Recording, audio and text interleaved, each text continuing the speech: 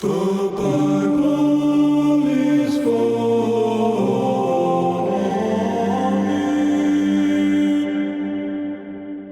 We have no time for riffraff in the beginning of the episode, Tim.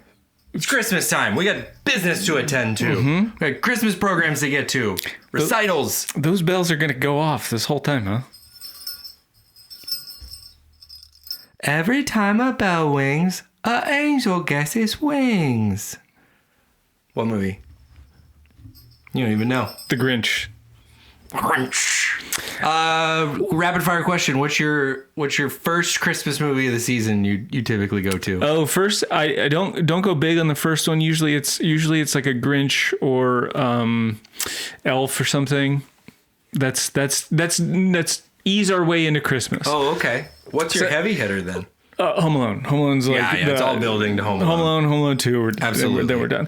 We'll do like a little Thanksgiving Charlie Brown thing. That's not my personal favorite. Like my mother-in-law likes to do that for the kids. For the pumpkin one or for the Christmas one? All of them. So they lead into each other. And so you do Thanksgiving pumpkin or Halloween and pumpkin, great pumpkin, and then I forget the order. And then it's Christmas. I don't get. They're so slow. No offense, so Mr. slow. Schultz, but they're so agonizingly They're slow. almost like cave drawings. Yes. Of what we used to do for kids' entertainment. Yeah, and it's like, guys, they're working on this speed. There was a you time guys are when watching Linus take the stage for 8 seconds.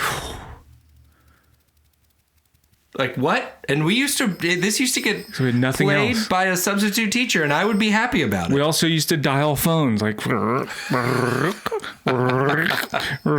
it took time. It would pick up. Hello? How can I connect you? Right. We didn't care because we had nothing else to do. Right. This was emerging technologies. Now we have recitals to get to. We've got sports games wrapping up. We got sports Christmas parties and school parties, and the kid has to dress up as the Grinch. And I got no. Sports Christmas parties are priority one. Yeah. For me, anyway. Yeah.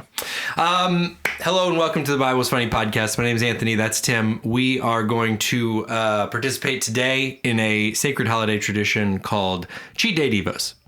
And that's where we explore the Bible. You may have tuned into Christmas Story Part 1 and been a little bit bummed because we didn't really get to the Christmas. It's just a setup. It was just a setup. It was just like a teaser.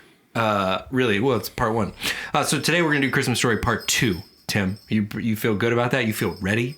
I do. I've listened to Christmas albums all day just to get to my mind in the right place. Which Christmas album did you listen to? Okay, so I do want to know yours. Like, for me, there's what I think is the best, and then there's some that are like my favorites, and those are not necessarily the same thing.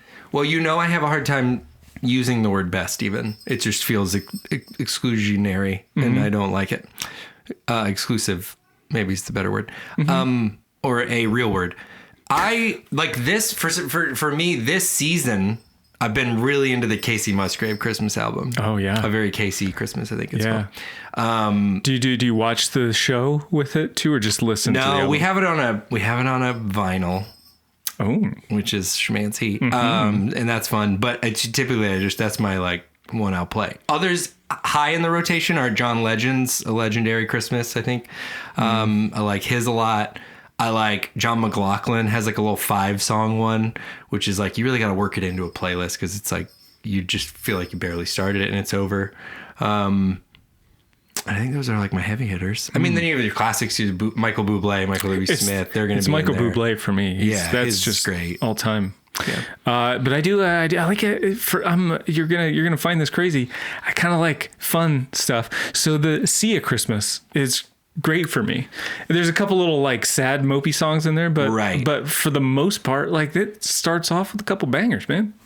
Boy, mopey Christmas songs I'm glad they exist. And if you're in the space for it, it's because I don't think you or I have had the real sad, I'm glad sad people at Christmas time have a sad Christmas song to listen to. Sad people don't need sad songs. They are already sad. Yeah, no, they do. Though. No, you don't need a sad song if you're sad. You need something to make you happy. Oh no, you've never been really sad and blasted a sad song? Not at There's Christmas. nothing better than that. No, you get an angry song when you're sad, and you get yourself like to the next level. That's a different stage of grief you're talking about. You're not angry at first. You're sad. You just are feeling. Yeah, if you're putting on music when you're sad, you got to get out. You're trying to get out of the funk. No, you're getting into a different funk. Sometimes the quicksand's pulling you down, and the thing to do is sort of snuggle into it with that sad emotional song. But here's what I'm saying: don't do that to Christmas. Kelly Clarkson has also a solid Christmas album, IMO. I don't think that's controversial. And she's got a real sad one, like in the middle of the bit, and you're just like vibing, like just with her. You're here where you should be. Like you're just like going around the kitchen, and then she's like, it's like real like family drama, like Mom is yelling again. Everything's burned in the oven. Yeah. Skip. And you're just like, oh gosh, vibe. Like they should really. This is a great like make the album of sad Christmas songs. And it's fun. Well. Yeah, do that. Put them all in one spot. Then put them in a little container, and then don't ever listen to it. Like Sia even has one that's like the Puppies song. The Puppies are forever, not just for Christmas. I don't know that one. And it's about like pet adoption and like taking it seriously. Right, it is right on the nose. Right on the little puppy nose. But I that's even in an upbeat fashion. Yeah. So we're talking about like, right. Hey, commit to your pets. Commit to your pets. Don't just get a puppy for Christmas. I see a Snowman song is great. I love that one. And then Candy Cane Lane. I mean, I'm all the hits on that one. Yeah. That's really good. How do you feel quickly, because we got to get to business, about songs like becoming Christmas songs? Like when, I know you love Pentatonics. You're on the record so many times talking about how much you love Pentatonics. I think they were the first ones that did Favorite Things as a Christmas song on their Christmas album. And then it was like, oh, Favorite Things is now a Christmas song. I think it's kind of I think it already is kind of a Christmas song. I guess because of the brown paper packages tied up with string. Well, it's around because isn't the story of the whole thing around Nazis? Christmas-ish time? Oh yeah, Christmas I think is not too. Nazis in general. Thanks for bringing that up, though. That's their big part. I don't remember specifically Christmas having like the most integral role in. I feel like so. I don't know. I just don't know when you take a kind of a non-explicitly Christmas song and then you're like Christmas song now. Well, that's the only example I can think of. And if Pentatonics did it, I don't trust it. Pentatonics. Well, Rudolph would be another example. That wasn't originally a Christmas song. Mm-hmm. That was just about reindeer in the spring because that's when they train. A lot of people don't know that, but reindeer games would not happen in the winter. It'd be too cold. I can't deal with you with that ringing that I'm picking up. Okay, let's do Christmas Story Part 2, Cheat Day Devos. Hopefully you are a little familiar with what we do if you're new. Again, we've introduced ourselves. We don't know anything about the Bible. Here we go. Luke chapter 2 is where we start. In those days, Caesar Augustus issued a decree that a census should be taken of the entire Roman world. This was the first census that took place while Quirinius was governor of Syria, and everyone went to their own town to register. So Joseph also went up from the town of Nazareth in Galilee to Judea, to Bethlehem, the town of David, because he belonged to the house and line of David. My first note there. The house and line of David, King David, spoiler alert, we haven't covered that in our content, but he's probably the most famous king of Israel. And Joseph is of that line. Joseph, maybe also spoiler alert, was a carpenter. Made me kind of wonder if Joseph's family line was like, that everyone was like, oh, you're going to go to carpentry school, huh? Yeah. I mean, not everybody. I would be more concerned about like, it's Mary's dad that's like, oh, wood. You could have been you had king status at some point. This fellow's from the line of David, and then now we're into chopping wood. That seems fine. You're not gonna like invent screws or nails or anything. You're just gonna the wood. All right, right, cool, yeah. yeah, definitely get married to this guy. I always think that when people like, because of like the ancestry and the 23andMe and stuff, they're like, oh, did you know I was in the line of Benjamin Franklin? And you're like, oh man, something really got sideways, huh? Because like at one point you guys were like running the show, and you're what are you doing with your life? You're not like at all at that level of Benjamin Franklin. So you got some real introspection to do. I think this little passage, by the way, is funny. Like just the I want to know, like, they've got to go back to Joseph's hometown. Mm-hmm.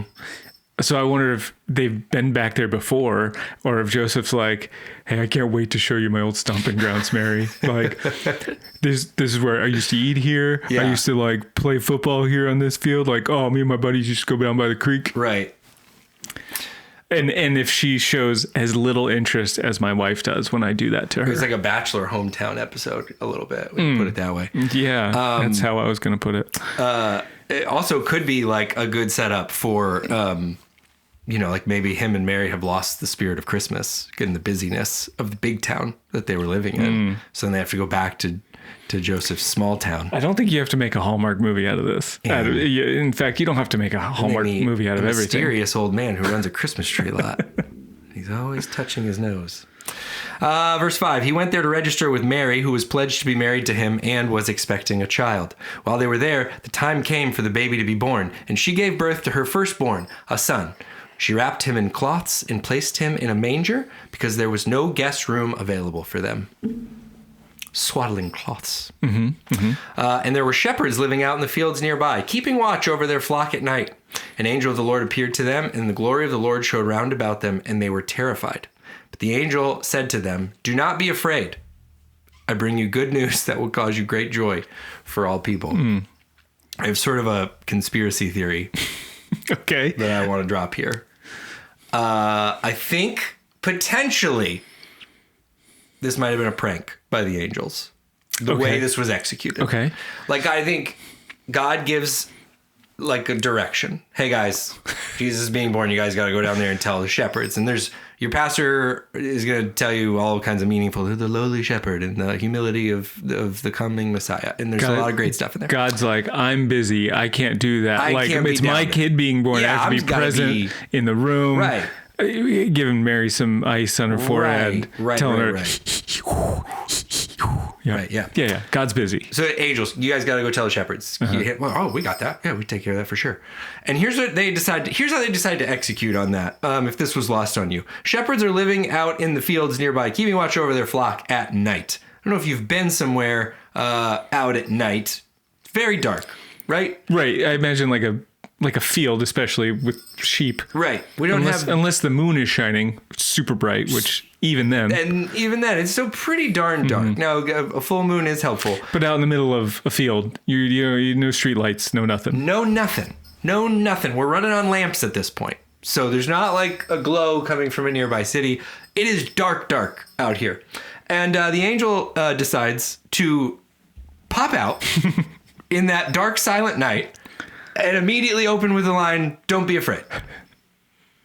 It just, again, hot take. This is not based on my MDiv. So you think he sort of went off script a little bit? I'm saying, no, I think he just put his spin on the script. Right. And he was like, yeah, I'll tell him. Mm-hmm. And I'll tell him not to be afraid. I'll tell him for sure. Don't be afraid. And I'm going to wait behind this fridge until they walk by with their hot cup of coffee. And then I'm going to jump out and tell him the news that you told me to tell him. You know, in the movie adaptation for this, I feel like that angel could be played by Rob Riggle. He's perfect for this. No, just kidding. Don't be afraid. And you're like, this was just why'd you say it like that? Darkest night, and you just burst forth in glorious light out of the middle of nowhere? Honestly, though, is there a way to ease into that? Like, we've talked about this before.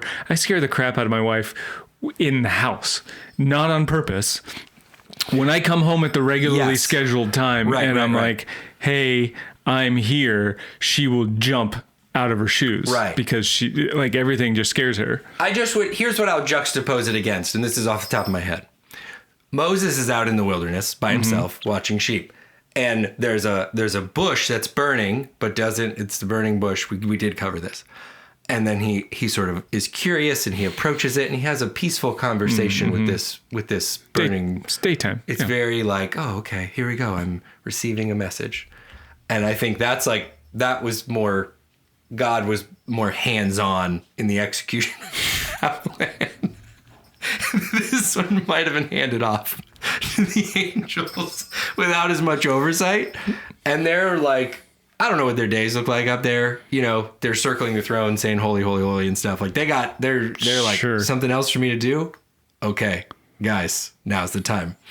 Burst through the dark night sky. Yeah, boss gives you a one-off assignment. You can kind of decide how that's going to go. Yeah, this is We've talked about God being like a kind of a bad communicator when it comes to project management. How dare you? When it comes to project management, I think he's an empowerer. I think he's a I'm just saying if you want a job done a certain way, you have to communicate that, folks.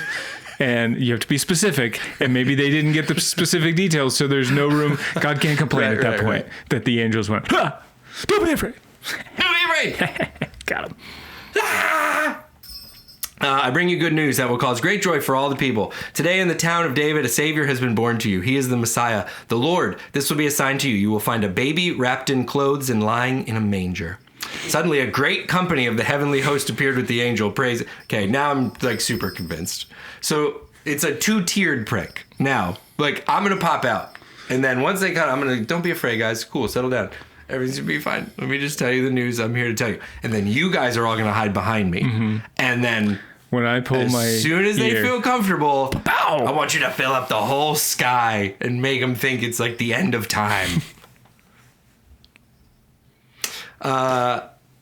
Suddenly a great company of the heavenly host appeared, praising God and saying, glory to God in the highest heaven, and on earth peace to those on whom his favor rests.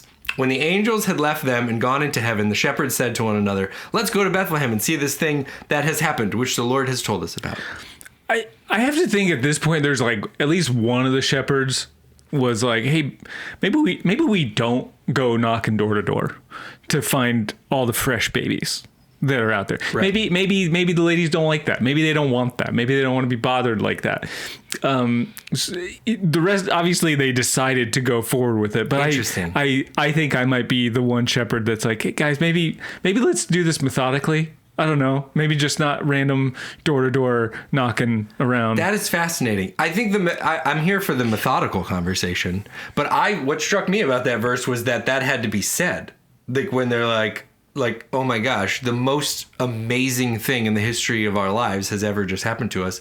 And an angelic interdimensional being just appeared from the clear, dark night sky and said this cool thing was happening in town right now. Mm-hmm. It was striking to me that somebody had to say, oh, do you guys want to go see what they were talking about? Or should we just sort of jot this down in our shepherd journal and then call it a night?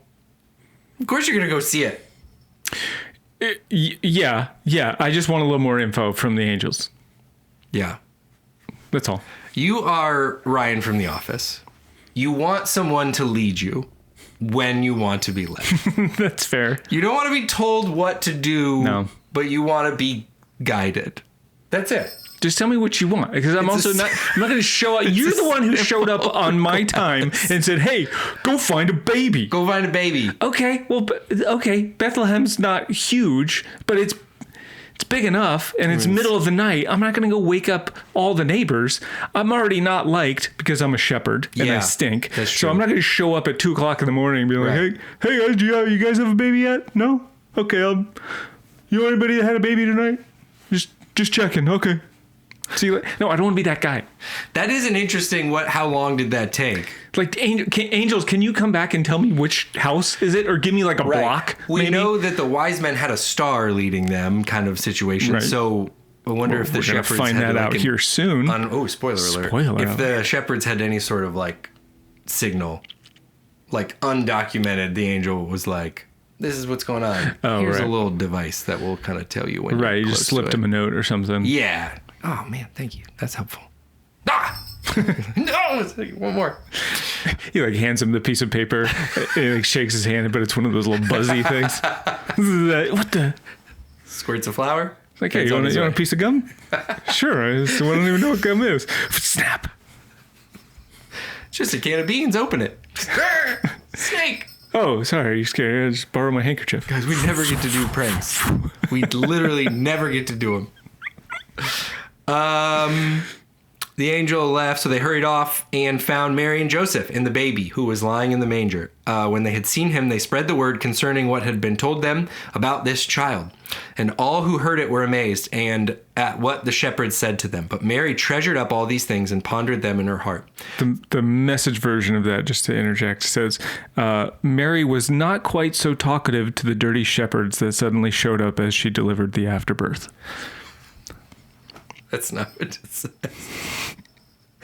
I always love these lines. Oh, Mary treasured up all these things and pondered them in her heart. Because I just feel like it's good and sweet to say and document, but it's like, yeah, this is every mom with everything that happens to their kid. That's what they do. Right. And I think that's probably a very good point. But I think there's the chirping, the chattering, like, hey, we're all buzzing. And I gave birth, y'all. Like, right. Mm-hmm. Right. I did a thing. This was a big one that just happened. The shepherds returned, glorifying and praising God for all the things they had heard and seen, which were just as they had been told. On the 8th day, when it was time to circumcise the child, he was named Jesus, the name the angel had given him before he was conceived. I'm curious how practical that is. As a sidebar, you're not calling the baby anything for 8 days? Mm-hmm. Hello, baby. Yeah, This is baby. And then you roll the name out like a big J.J. Abrams movie script. When the time came for the purification rites required by the law of Moses, Joseph and Mary took him to Jerusalem to present him to the Lord. As it is written in the law of the Lord, every firstborn male is to be consecrated to the Lord, and to offer a sacrifice in keeping with what is said in the law of the Lord, a pair of doves, 2 turtle doves, or 2 young pigeons. Now there was a man in Jerusalem called Simeon who was righteous and devout. He was waiting for the consolation of Israel, and the Holy Spirit was on him. It had been revealed to him by the Holy Spirit that he would not die before he had seen the Lord's Messiah. Moved by the Spirit, he went into the temple courts. When the parents brought in the child Jesus to do for him what the custom of the law required, Simeon took him in his arms. You just love old people at church, man. They've just been the same for forever. You guys just had a baby? Yeah, we're being really sick. Yeah, get a baby. Oh, see that baby touch his cheeks and put my fingers in his nose. You're like, oh, God, don't, please. I'm good. Don't. You're my precious tiny baby. Yeah, poor baby can't speak up for himself either. I'll be touched by that dirty old man. Simeon took him in his arms and praised God, saying, Sovereign Lord, as you have promised, you may now dismiss your servant in peace. So he snatches up this baby and then is like, okay, God, I can die. I can die now. Mary's like, just wait, just not yet. Why don't you hand the baby back before you say something like that? Yeah. Or at least be sitting down or something. Yes, please. Don't need you falling over dead with the Messiah in your hands. It's very irresponsible, Simeon. Also, what a tough job for Mary. She has to both be like, this is the Messiah, and his life is for everyone and to be shared. Also, I have to keep him alive. I think that's a job I need to take kind of seriously. So also, I gotta finish out middle school. I got exams. We're on Christmas break now. It's like a Baby Billy concept for righteous, like a TV show he would pitch. It's Mary in middle school. Plays out like a Disney Channel show. Sovereign Lord, as you have promised, you may now dismiss your servant in peace. For my eyes have seen your salvation, which you have prepared in the sight of all nations, a light for revelation to the Gentiles and the glory of your people Israel. The child's father and mother marveled at what was said about him. Then Simeon blessed them and said to Mary, his mother, this child is destined to cause the falling and rising of many in Israel, and to be a sign that will be spoken against, so that the thoughts of many hearts will be revealed, and a sword will pierce your own soul too. I think going back a verse, like the child's father and mother marveled at what was said about him. I mean, it's one thing for you to think that, your kid's going to be the savior of all humankind, but it's really special when you hear somebody else say it. Yeah, of course. So yeah, of course they marveled at that. Right. And I just wonder, there's a lot of people have thought about this throughout history, but like Jesus the baby is a really interesting concept, right? Like, I don't think we have any reason to believe it's not Jesus the baby is not behaving like a normal baby. So that's one of the, I wondered a little bit of that, right? Like if it was like, you get done changing just a real messy diaper and then someone's like, this baby will bring about the salvation of the world. And you're like, oh, this is a juxtaposition from where I just was mentally. And this is because I think this is a real parenting thing we deal with. His poop stank. We deal with it in the house, and then they go, and the teacher will just, and she is so smart and wonderful. And you're like, huh? Her? Okay. Look at that. And not that Jesus' baby's doing anything wrong. He's just be doing baby things. And then you got Simeon here, old man, picking your baby up. Saying, tough thing to say to a mother, though, that a sword will pierce your own soul. Oh, yeah. That's a tough way to end your little baby dedication. Well, I not to get too serious, but I went and I read the actual message version. Okay. I'll admit the last one I said was not real. Okay. But this one was good. It's a little more, I don't know. It's big. I'll just read it. Simeon says, the child marks both the failure and the recovery of many in Israel, a figure misunderstood and contradicted, the pain of a sword thrust through you. But the rejection will force honesty as God reveals who they really are. And it's like, dang, wow. That's heavy. That's modern. That's happening right now, man.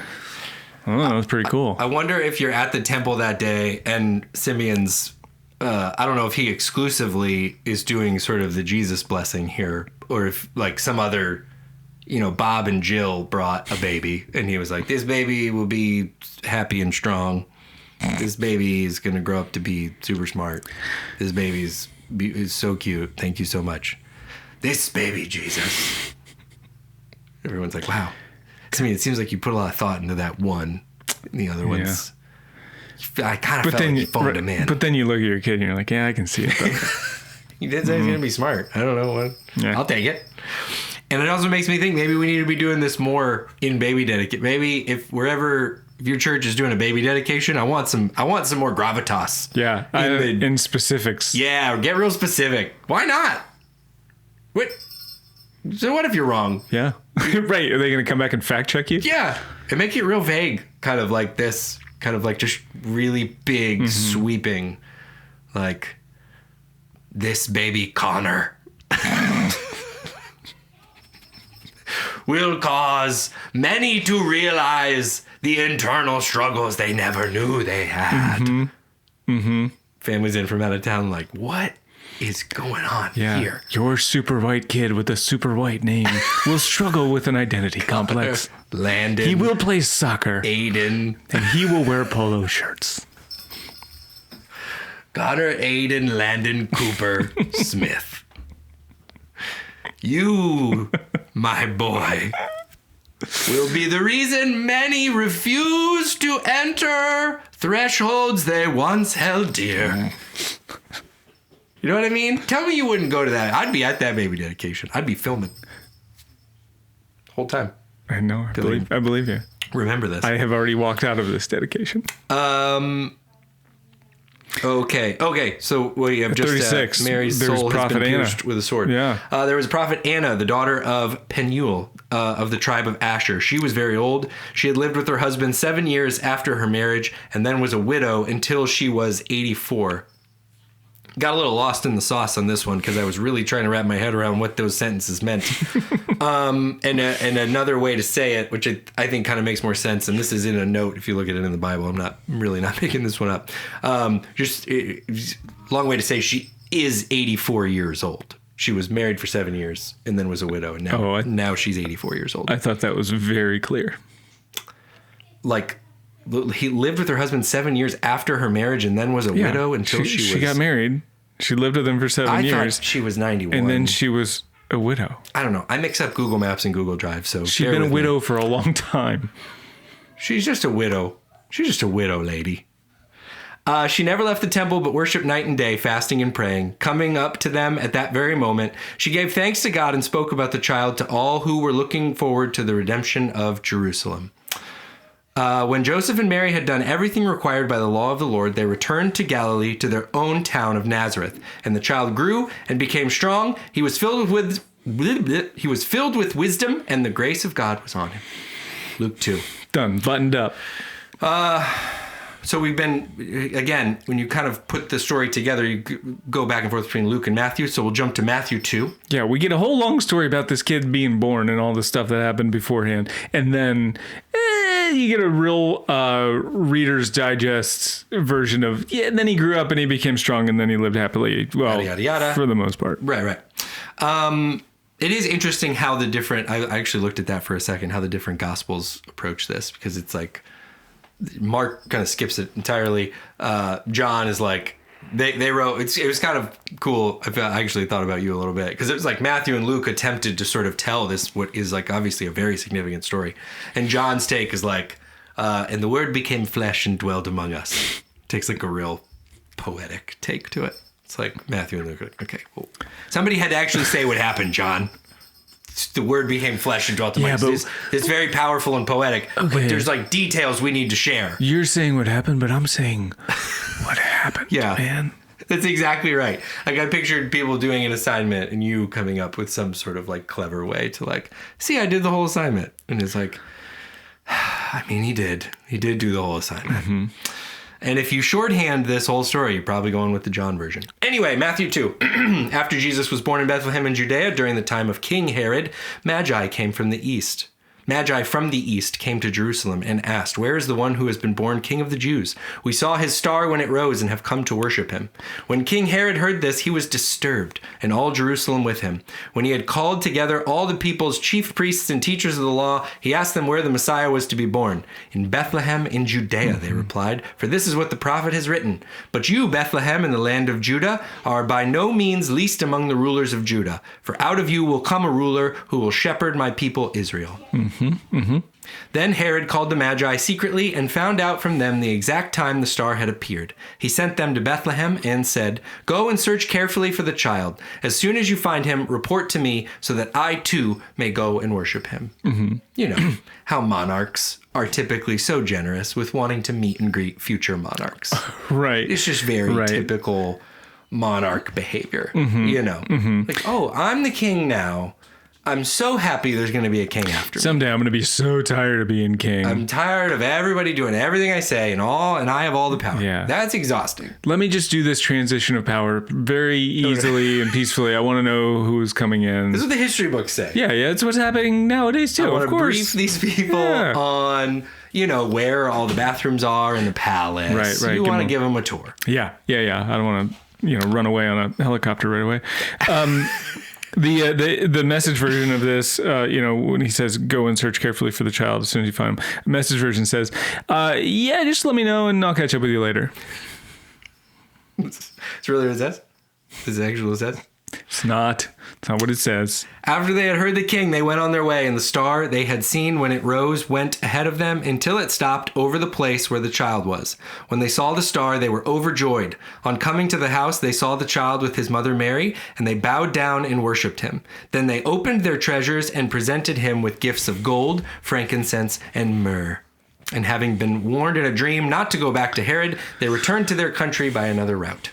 That part had to be more difficult, like even than it's really being expressed here. I think even now, like when you're on your way to Atlanta or something, and then your map says, "Hey, you got to go a different way. There's an accident." It's like, the heck, man, that's like 30 miles out of my way. I know. Yeah, it's definitely. I don't like this. Feel like it was painful, and that's in a car. But they didn't have to carry the gold, frankincense, and myrrh with them. So good point. And they probably had nothing else to do. Right. What are we rushing back for? How long, if you're Joseph and Mary, are you keeping the gold, frankincense, and myrrh? I mean, you're selling it, the gold for sure. Like at some point, right? Like you're like, wow, that was such a cool moment. Frankincense and myrrh you can use. Sort of set it over there, and you're like, so would get that it was a gift. It sounds like it's kind of a money gift. It's like a gift card. Like a new donkey would be really nice. I know they didn't bring a new donkey. Right. Specifically. Well, you can't. They probably didn't bring it because they can't just haul a new donkey. I'm sure they wanted us to have a new donkey. This is like a gift card. Right. Giving gold at this point is like a gift card to say like, get whatever you want. Yeah. Yeah. Okay. So wait. Verse 13. When they had gone, an angel of the Lord appeared to Joseph in a dream. Get up, he said. Take the child and the mother and escape to Egypt. Again, I don't know if this is the same angel, but I think someone in a peaceful dream and you show in the dream. Get up. Two theories on that. One, we got the same prankster who just likes jarring people up there in heaven, waiting for all of us when we get there. Or two, the angel attempted to wake him up multiple times, and this was the only recorded one. It was like, hey, Joseph, you gotta... Hey, bud. Hey, dude. Uh-huh. Hey, bud. hey, hello? Joe. Get up! Take this child and mother and escape to Egypt. Stay there until I tell you. But Herod is going to search for the child to kill him.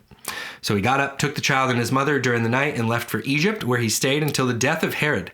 So was fulfilled what the Lord had said through the prophet, out of Egypt I called my son. People are always there's 500 bajillion prophecies about how Jesus was to be born and it's all fulfilled. And I said, but there's all this, at least when I grew up, there was almost like a little bit of like, if they weren't really looking, they weren't really trying to figure this out. But when you actually kind of put it together, you're like, yeah, I don't know how you would have cracked this riddle.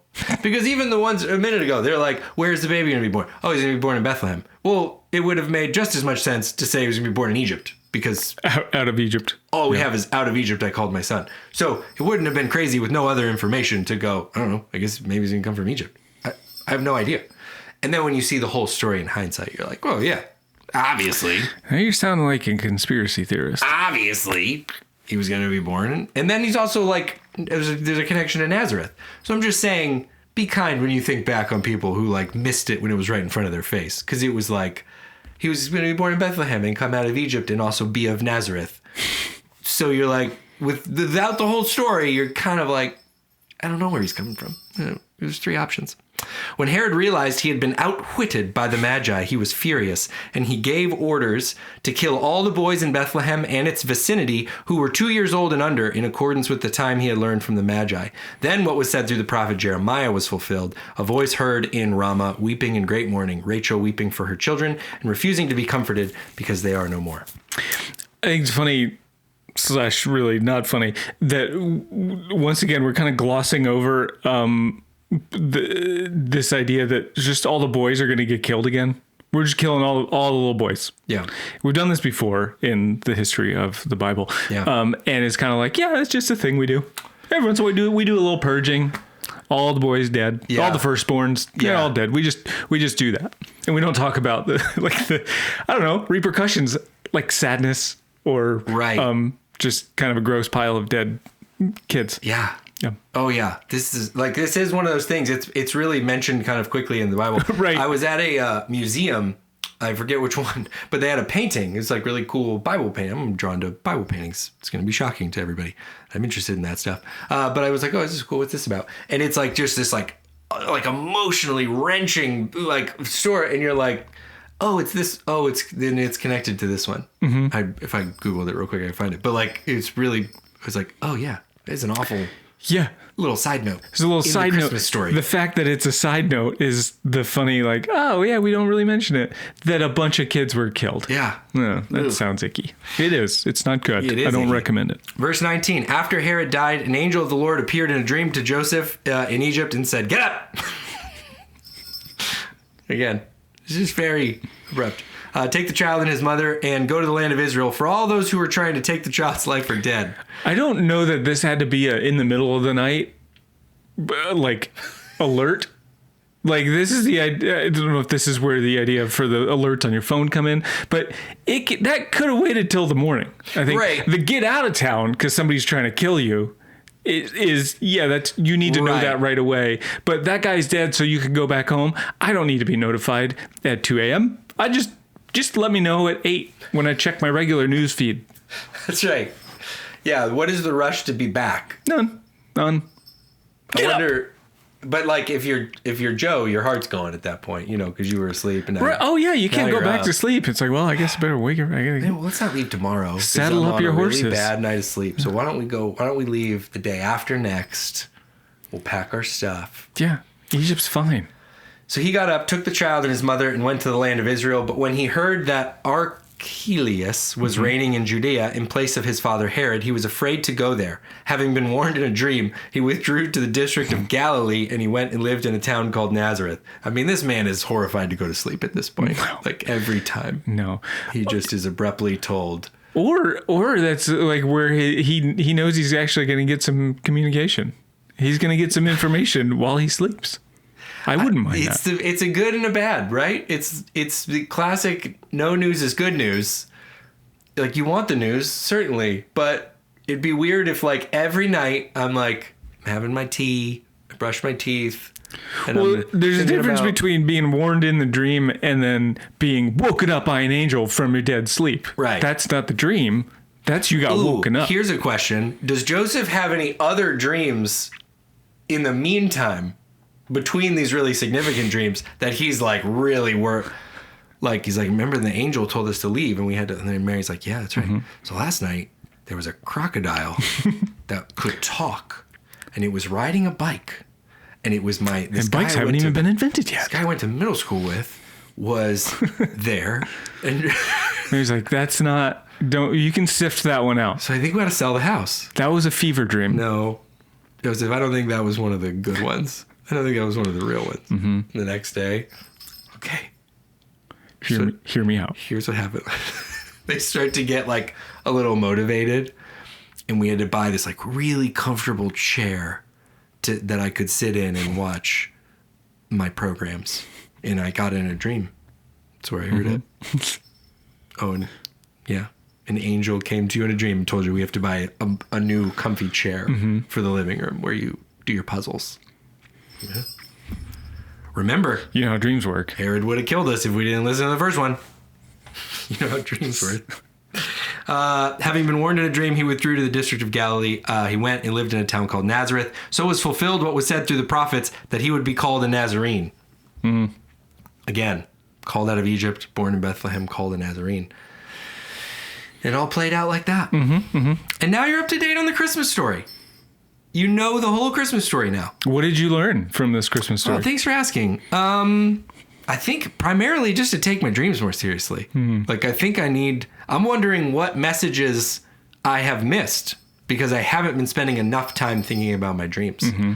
If I ever got like food poisoning and the night before I had a dream about like, don't go to the Cheesecake Factory. Mm-hmm. But I saw the brown bread and I was like, I got to eat all of it. Take your dreams real seriously. Mm-hmm. Your night dreams. I mean, your daydreams too. But like, like your aspirations and whatnot. But your night dreams, take them real serious. Mm-hmm. Tim, what about you? I learned, just discovered this trip that angels might have been more like clowns than anything. With all their tricks and all their pranks and all their games that they're playing. Just like a Jim Halpert of angels. I'm thinking more like Fizbo kind of clown. Yeah. But yeah. Yeah. I think it's possible. That's what we're here to do, is to just ask the questions everyone else is afraid to ask. Don't put my angels in a box. It could have been that was exactly the instructions given and we were just weren't privy to all of it. I think it could have also been they were little pranksters. They just like to scare shepherds. Yeah. Gotcha. All right. Well, that's it. That's the Christmas story. I hope this has been a great holiday season for you and yours. Mm-hmm. I think we're going to be back here with another podcast here in a week to celebrate more with you. Yeah. A couple of things we have going on. The Bible's Funny Card Game, Volume 1 and 2. You can get those. Great holiday gift. Check out. You can get them on, I sell them on the link in the show notes. You can also get them on Amazon. Sometimes I have people reach out from Canada because I can't ship internationally. And they're on Amazon Canada. You can check that out. Mm-hmm. And also, compassion.com /Bible is funny. You can sponsor a kid in Brazil. Super helpful. You can read about all that Compassion does because it's incredible work. They really change the lives of these kids. And if you do that, I will send you either Volume 1 or Volume 2 of the game completely free to you if you sponsor a kid. What a deal. from compassion.com/Bible is funny. That's it. That's all we got today. We love you. We'll be back here with another podcast real soon. And then we'll talk to you then. Okay, bye. Okay, love you. Bye. The Bible